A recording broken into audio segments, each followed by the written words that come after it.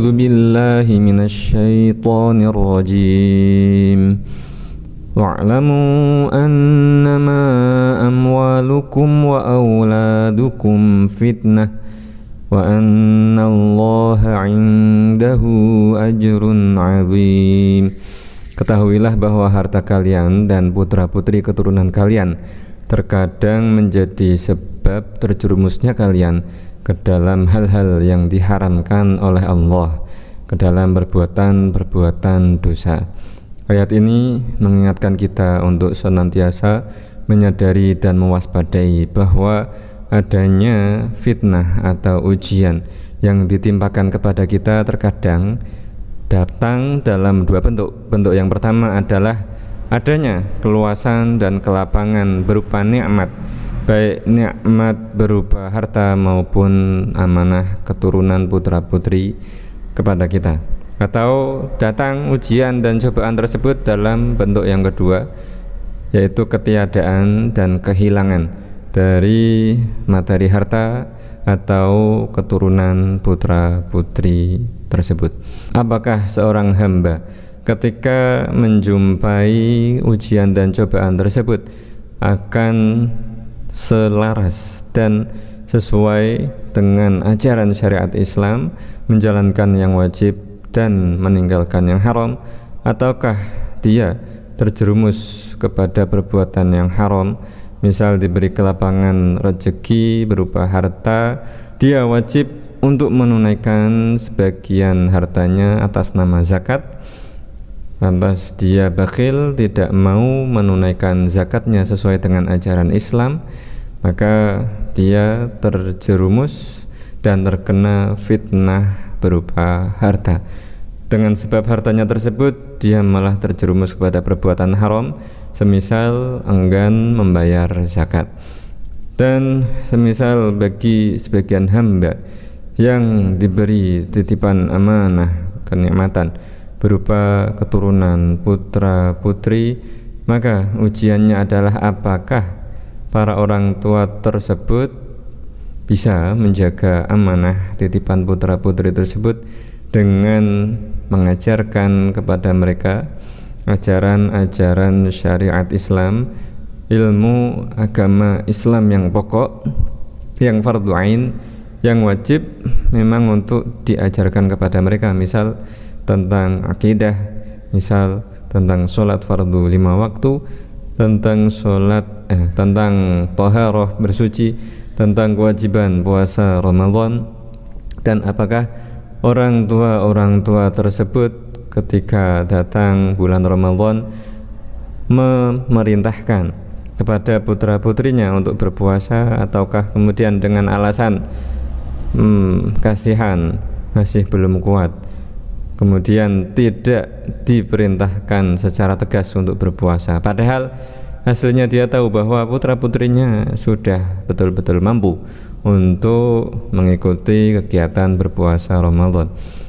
Apakah orang tuanya akan membiarkan anak-anaknya diasuh oleh gadget, HP, tablet, laptop dan semacamnya tanpa adanya pengawasan, kemudian tumbuh tanpa adanya ajaran-ajaran dari syariat Islam, tidak diajarkan tentang maksiat-maksiat hati, tidak diajarkan tentang kewajiban-kewajiban hati?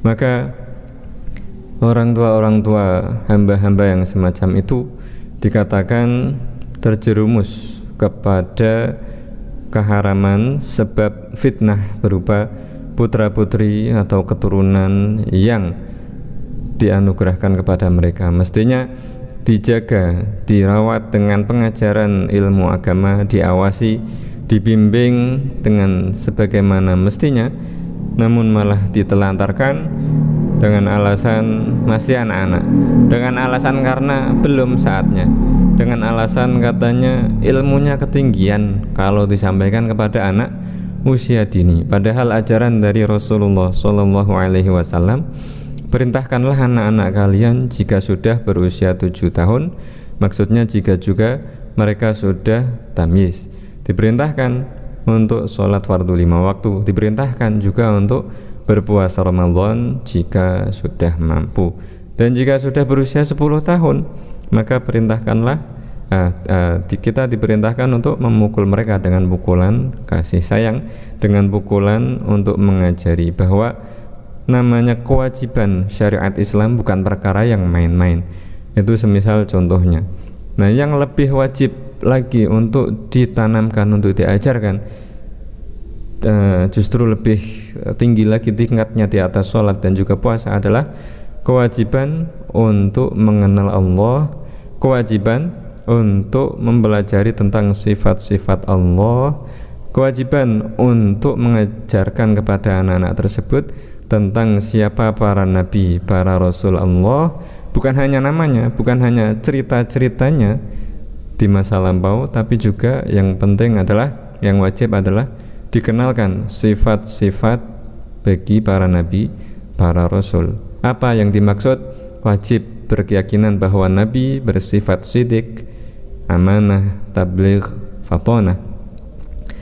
Dalam pembelajaran akidah diajarkan juga wajib untuk disampaikan kepada putra-putri tersebut bagaimana cara menjaga diri dari perkara-perkara atau faktor-faktor yang menyebabkan seseorang menjadi murtad atau menjadi kufur. Semisal hal semacam itu wajib untuk disampaikan kepada putra-putri. Semisal mereka sudah menalar, sudah bisa memahami apa yang disampaikan, maka wajib untuk dibimbing, diawasi. Jangan hanya sekedar diberi nafkah lahir, jangan hanya sekedar menuruti kemauan mereka tanpa kemudian adanya perencanaan, tanpa kemudian adanya pembelajaran, pengajaran yang sesuai tuntunan syariat Islam. Parenting modern yang tidak sesuai dengan syariat Islam, yang kemudian menjerumuskan putra-putri tersebut malah menjadi misal anak-anak yang durhaka kepada kedua orang tuanya, malah menyebabkan anak-anak tersebut menjadi kurang ajar kepada para guru-gurunya di sekolah misal. Entah siapa yang salah. Namun di dalam ajaran Islam sudah diajarkan bagaimana cara mendidik putra-putri, maka jangan sampai dilewatkan, jangan sampai kemudian kalah oleh rasa malas ataupun bisikan-bisikan setan, kemudian dengan ngegampang dan juga menyepelekan, tidak mau mempelajari, tidak mau menyeriusi untuk pembelajaran terhadap putra-putri sejak dini. Kalau dibiarkan sejak dini tidak diseriusi, nanti tidak terasa lama-lama anak-anak tersebut sudah dewasa, lama-lama anak-anak tersebut sudah menikah, lama-lama anak-anak tersebut sudah punya anak juga, lama-lama kitanya sendiri sudah tua, sudah lansia. Dan kapan lagi mau mengajari putra-putri yang merupakan titipan amanah tersebut bagi kita, yang merupakan ujian bagi kita. Jika kita keliru kemudian terjerumus kepada perkara yang haram disebabkan oleh harta, disebabkan oleh putra-putri, maka alangkah meruginya. Dan bentuk ujian yang kedua adalah kehilangan atau ketiadaan nikmat baik harta maupun putra-putri keturunan bagi kita. Jangan sampai misal kita tidak mendapat kelapangan rezeki atau belum diberikan putra-putri keturunan, hal tersebut menjadikan kita kemudian memprotes ataupun tidak terima terhadap takdir ketentuan Allah. Na'udzubillah. Jangan sampai, karena para ulama menyebutkan ketentuan atau status hukum bagi orang yang memprotes atau tidak terima terhadap ketentuan atau takdir Tuhan, kemudian menyalah-nyalahkan Allah, memprotes Allah, ataupun mencaci maki Allah, ataupun mencaci maki malaikat-malaikat Allah. Orang yang seperti itu statusnya adalah telah keluar dari agama Islam, telah betul-betul kufur, menjadi non-muslim. Maka hati-hati dengan ujian baik berupa harta maupun putra-putri keturunan.